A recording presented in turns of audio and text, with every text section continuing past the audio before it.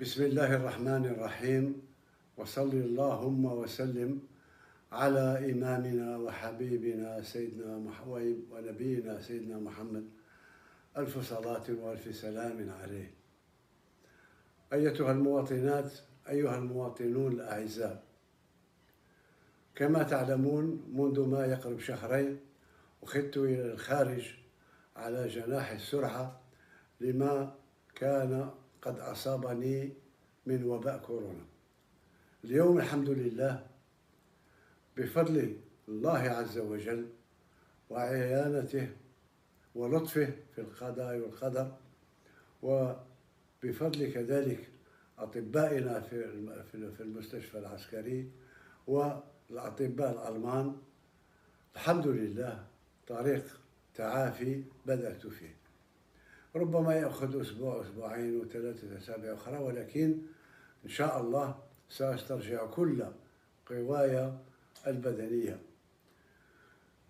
بعدي عن الوطن ليس معناه نسيان الوطن، فأنا أتابع يوميا إن لم أقل ساعة بساعة كل ما يجري في الوطن، وعند الضرورة أسدي تعليمات إلى الرئاسة.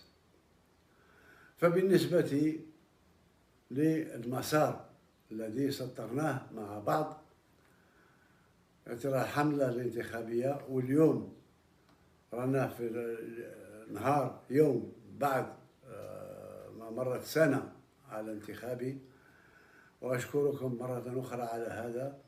إذن بالنسبة للانتخابات طلبت من الرئاسة أن يروا يشوفوا مع اللجنة هذه مكلفة بالانتخابات بتحرير قانون الانتخابات الجديد، وباش يكون واجد في أقرب وقت.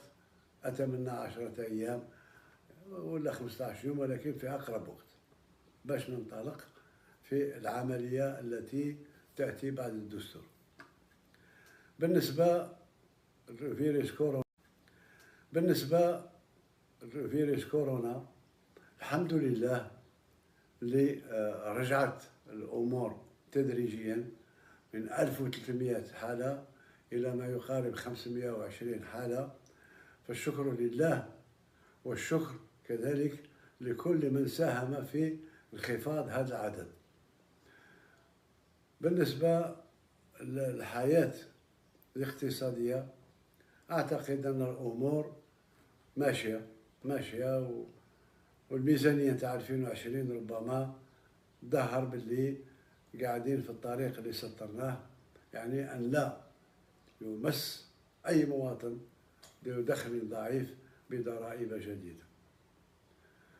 بالنسبة للأوضاع السياسية في المنطقة، فالجزائر قوية وأقوى من كل ما يظنه البعض. ما يجري حاليا كنا ننتظر فيه، ولكن الجزائر ما تزعزعش.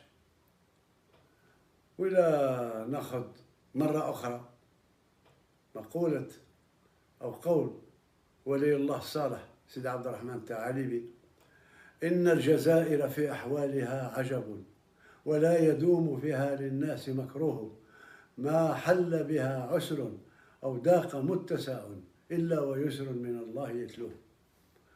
بالنسبة للدخول المدرسي والدخول الجامعي الحمد لله. بالنسبة للدخول المدرسي والدخول الجامعي الحمد لله.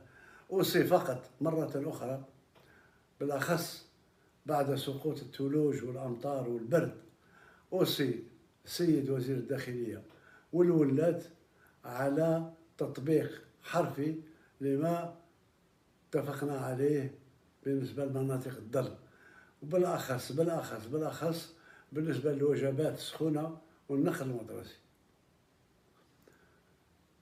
في الختام أتمنى إن شاء الله أن أكون بينكم في أقرب وقت وأسرع وقت، وليس بذلك على الله بعزيز. شكرا على ساعة صدركم. المجد والخلود لشهدائنا الأبرار، تحيا الجزائر، تحيا الجزائر. السلام عليكم.